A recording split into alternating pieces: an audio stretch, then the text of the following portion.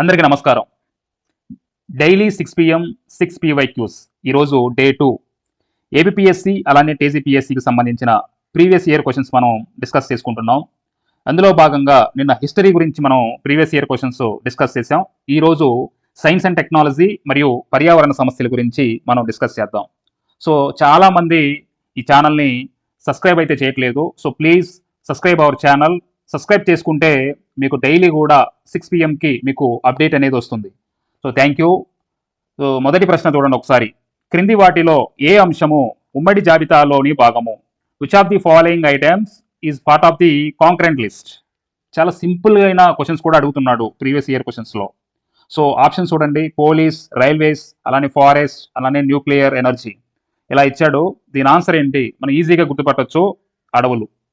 So ఒకసారి చూద్దాం దీని గురించి. చూడండి, మన భారత రాజ్యాంగంలో 7వ షెడ్యూల్ అనేది ఉంది. ఆ 7వ షెడ్యూల్ కనుక చూసుకున్నట్లయితే మౌలిక రాజ్యాంగంలో శాసనాధికారాల విభజన గురించి మనకి ఎట్లా ఉందంటే కేంద్ర జాబితా, రాష్ట్ర జాబితా, ఉమ్మడి జాబితా ఇట్లా 3 జాబితాలు ఉన్నాయి. సో కేంద్ర జాబితాలో 97 అంశాలు ఉన్నవి, అలానే రాష్ట్ర జాబితాలో 66 అంశాలు ఉన్నవి, అలానే ఉమ్మడి జాబితాలో 47 అంశాలు ఉన్నాయి. ఇవి మౌలిక రాజ్యాంగంలోనే ఉన్నాయి. అయితే ప్రస్తుతం కేంద్ర జాబితాలో ఎన్ని అంశాలు ఉన్నాయి, రాష్ట్ర జాబితాలో ఎన్ని అంశాలు ఉన్నాయి, ఉమ్మడి జాబితాలో ఎన్ని అంశాలు ఉన్నాయి అనేవి ఒకసారి కామెంట్ చేయండి. సరే, ఇప్పుడు 42వ రాజ్యాంగ సవరణ చట్టం మీ అందరికీ కూడా తెలుసు, 1976లో చేశారు. అది కూడా ఇందిరాగాంధీ ప్రధానిగా ఉన్నప్పుడు చేసింది ఆమె. అయితే ఈ 42వ రాజ్యాంగ సవరణ చట్టం ద్వారా రాష్ట్ర జాబితాలో ఉన్న కొన్ని అంశాలని, అది కూడా ఏంటంటే 5 అంశాలని ఉమ్మడి జాబితాలోకి బదిలీ చేశారు. చూడండి ఒకసారి, ఇదే చాలా ఇంపార్టెంట్. ఎన్నోసార్లు ఎగ్జామ్లు అడుగుతున్నాడు. రాష్ట్ర జాబితా నుంచి ఉమ్మడి జాబితాకి 5 అంశాలను బదిలీ చేశారు. ఎన్నవ రాజ్యాంగ సవరణ చట్టం ద్వారా? 42వ రాజ్యాంగ సవరణ చట్టం ద్వారా. ఆ 5 అంశాలు ఏంటి అంటే న్యాయ వ్యవహారాలు, అడవులు, తూనికలు, కొలతలు, అలానే విద్య, జనాభా నియంత్రణ. వీటిలో మనకి ఇక్కడ అడవులు కూడా ఉంది. అంటే ప్రస్తుతం ఉమ్మడి జాబితాలో కాంకరెంట్ లిస్ట్లో 52 అంశాలు ఉన్నాయి. అంటే అడవులు అనేది కూడా దేనిలో ఉంది? ప్రస్తుతానికి మనకి ఇక్కడ కాంకరెంట్ లిస్ట్లో ఉంది. కాబట్టి ఉమ్మడి జాబితాలో ఏముందంటే అడవులు. ఇప్పుడు మీరు చాలా మంది ఫారెస్ట్ బీట్ ఆఫీసర్కి రాస్తున్నారు, ఎఫ్బిఓ, ఎఫ్ఎస్ ఇలాంటి ఎగ్జామ్స్ రాస్తున్నారు. సో దీనికి చాలా ఉపయోగకరంగా ఉంటుంది ఇవన్నీ కూడా. సరే, రెండవ ప్రశ్న చూద్దాం. చూడండి, ఐక్యరాజ్య సమితి సభ్య దేశాలు 17 SDGలని సాధించడానికి ఏ సంవత్సరం లక్ష్యంగా పెట్టుకున్నాయి? Which year was targeted for achieving all the 17 SDGs by United Nations member countries? So ఇది చాలా సింపుల్ క్వశ్చన్. ఇది ఇలాంటి సింపుల్ క్వశ్చన్స్ కూడా అడుగుతున్నాడు. ఏంటి దీని ఆన్సర్ ఏంటి? సో ఆన్సర్ చెప్పే ముందు ఒకసారి చూడండి. ఐక్యరాజ్య సమితి 17 సుస్థిర అభివృద్ధి లక్ష్యాలని 2030 నాటికల్లా సాధించాలని లక్ష్యంగా పెట్టుకుంది. మనం 2015లో యుఎన్ఓ ఆమోదించడం జరిగింది ఈ 17 సుస్థిర అభివృద్ధి లక్ష్యాలని, 17 SDGsని. సో 17 సుస్థిర అభివృద్ధి లక్ష్యాలు మనకి నోటికి వచ్చి ఉండాలి ఇవన్నీ కూడా. సో ఇవి మనకి ప్రపంచవ్యాప్త శ్రేయస్సు కోసము, అలానే మన భూగ్రహ రక్షణ కోసం చేయబడ్డాయి. సో కాబట్టి దీని ఆన్సర్ ఏంటి? 2030 సంవత్సరం నాటికి, 2030. అలానే మూడో ప్రశ్న చూడండి. సుస్థిర అభివృద్ధి లక్ష్యాలలో ప్రజలందరికీ నాణ్యమైన విద్య, అలానే జీవితాంతం నేర్చుకునే అవకాశాలని అందించడంపై దృష్టి సారించే లక్ష్యం సంఖ్య ఎంత అన్నాడు. What is the goal? Which sustainable development goal number focus on quality education and life long learning opportunities for the people అన్నాడు. సో లక్ష్యం 3, లక్ష్యం 4, లక్ష్యం 8, లక్ష్యం 9. లక్ష్యం అంటే గోల్ అని. సో ఇక్కడ చూడండి, దీనికి సంబంధించి మీరు ఏమనుకుంటున్నారు ఆన్సరు?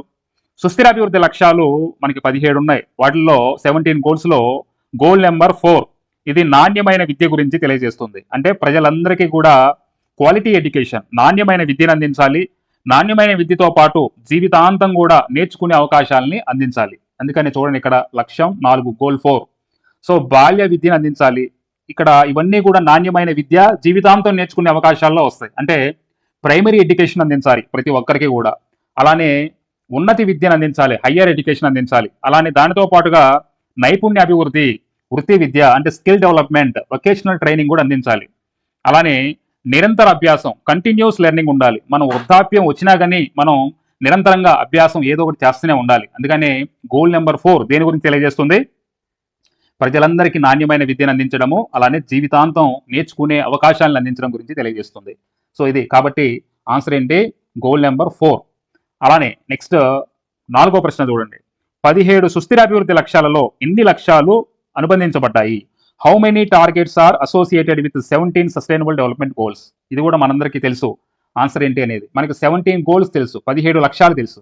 సో ఈ 17 లక్ష్యాలతోటి ఎన్ని అనుబంధించబడ్డాయి అంటే 169 టార్గెట్స్ 169 టార్గెట్స్ అనుమతించబడ్డాయి. అసోసియేటెడ్ విత్ 169 టార్గెట్స్ అనమాట. 169 టార్గెట్స్ మనం గుర్తుపెట్టుకోవాల్సిన అవసరం లేదు, చదవాల్సిన అవసరం లేదు. కానీ ఈ 17 గోల్స్ మాత్రం మన మైండ్లో ఉంచుకోవాలి. సో కాబట్టి 17 గోల్స్ చాలా ఇంపార్టెంట్. ఆన్సర్ 169, ఇది గుర్తుపెట్టుకోండి. ఇక తర్వాత 5వ ప్రశ్న చూడండి. రణస్థలంలో నిర్మాణంలో ఉన్న అణువిద్యుత్ కేంద్రం అయినట్టి కొవ్వాడ అణువిద్యుత్ కేంద్రం ఏ జిల్లాకు చెందింది? కొవ్వాడ అణువిద్యుత్ కేంద్రం గురించి ప్రీవియస్ గ్రూప్ 2లో కూడా అడిగాడు, అంత ఇంపార్టెంట్ ఇది. చూడండి, the Kovvada nuclear power plant is pre construction in Ranasthalam of which district? ఏ డిస్ట్రిక్ట్ లో ఉందని అడిగాడు. చూద్దాం చూడండి ఒకసారి దీని గురించి. Kovvada nuclear power plant, Kovvada అణువిద్యుత్ కేంద్రం ఎక్కడ ఉంది ఇది? సో ఇది కొవ్వాడ మనకి నిర్మాణంలో ఉంది. దీని యొక్క స్టేటస్ ఏంటి? ప్రీ కన్స్ట్రక్షన్ లో ఉంది. ఎక్కడంటే మండలం రణస్థలం. మనకి శ్రీకాకుళంలో రణస్థలం, రంగస్థలం కాదు, రణస్థలం అనే ఒక మండలం ఉంది. ఆ మండలంలో మనకి కొవ్వాడ అనే ప్రాంతం ఉంది. ఆ కొవ్వాడలో దీన్ని నిర్మిస్తున్నారు. సో కాబట్టి శ్రీకాకుళం, ఇక్కడ మ్యాప్ పాయింట్ లో అదే చూపించాను, రణస్థలంలో కూడా కొవ్వాడ అనే ప్లేస్ లో ఇది ఉందన్నమాట. ఇది గుర్తుపెట్టుకోండి. సో కాబట్టి శ్రీకాకుళం జిల్లాలో ఉంది. ఆన్సర్ శ్రీకాకుళం. తర్వాత నెక్స్ట్ 6వ ప్రశ్న చూడండి. సూర్యుని వేడిని పట్టి ఉంచి భూమి ఉష్ణోగ్రతని పెంచేది ఏమిటి? ఇది చాలా సింపుల్ క్వశ్చన్స్ ఇవన్నీ కూడా.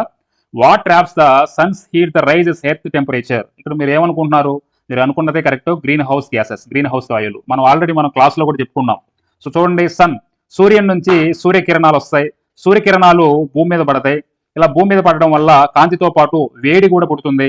సో ఆ వేడి నథింగ్ బట్ పరారుణ ఉష్ణ వికిరణాలు, దీర్ఘ వికిరణాలు ఇవి. సో ఇవి బయటికి వెళ్లకుండా ఏం చేస్తాయి? ఈ గ్రీన్ హౌస్ వాయువులు ఏం చేస్తాయి? ఇక్కడ రూపావరణంలో బంధించబడి ఇక్కడ ట్రాప్డ్ హీట్, వేడిని పుట్టిస్తాయి. తద్వారా ఏంటంటే భూమి సగటు ఉష్ణోగ్రత అనేది పెరుగుదల అవుతుంది. దీన్నే గ్రీన్ హౌస్ ప్రభావం అంటారు. ఏం చేస్తాయి ఈ గ్రీన్ హౌస్ వాయువులు? కార్బన్ డైఆక్సైడ్ కానీ, మీథేన్ కానీ, నీటి ఆవిరి కానీ ఇవన్నీ కూడా ఈ ట్రోపోఆవరణంలో ఉండి ఈ కాంతిని బయటికి వెళ్లకుండా, వేరే ఆవరణంలోకి వెళ్లకుండా మరి ఏం చేస్తాయి? బంధించబడతాయి. ఎప్పుడైతే బంధించబడుతుందో ఆటోమేటిక్ గా భూమి యొక్క ఉష్ణోగ్రత క్రమంగా పెరుగుతుంది. ఇవన్నీ కూడా ప్రీవియస్ ఇయర్ క్వశ్చన్స్ అండి. నేను డైరెక్ట్ గా మీకు ఇలా ఇవ్వచ్చు, కానీ ఒక స్లైడ్స్ రూపంలో మీకు నీట్ గా ఉంచాను. ఇక్కడైతే వెంటనే ఆన్సర్ తెలిసిపోతుందని చెప్పేసి మీరు కొంచెం ఆలోచిస్తారన్న ఉద్దేశంతో స్లైడ్స్ తయారు చేశాను. చూడండి ఒకసారి, ఇవన్నీ ప్రీవియస్ ఇయర్ క్వశ్చన్స్. ఇవన్నీ కూడా ఇప్పటి వరకు మనం మాట్లాడుకున్నవే. సూర్యుని వేడిని పట్టి ఉంచి భూమి ఉష్ణోగ్రతను పెంచేది ఏంటి? గ్రీన్ హౌస్ వాయువులు. అలానే మరి కొవ్వాడ అణువిద్యుత్ కేంద్రం ఏ జిల్లాకు సంబంధించింది? శ్రీకాకుళం. అలానే 17 సుస్థిరాభివృద్ధి లక్ష్యాలు ఎన్ని లక్ష్యాలు అనుమతించబడ్డాయి? 169. అలానే సుస్థిరాభివృద్ధి లక్ష్యాలలో మనకి నాణ్యమైన విద్య, ఇది దేనికి? లక్ష్యం 4, గోల్ 4. అలానే సో ఐక్యరాజ్య సమితి సభ్య దేశాలు 17 SDGలను సాధించడానికి ఏ సంవత్సరం లక్ష్యంగా పెట్టుకున్నాయి? 2030. ఇవన్నీ కూడా మనం మాట్లాడుకున్నాం కదా. అలానే క్రింది వాటిలో ఏ అంశం ఉమ్మడి జాబితాలోని భాగము? అడవులు, ఫారెస్ట్. సో వీటన్నిటి గురించి కూడా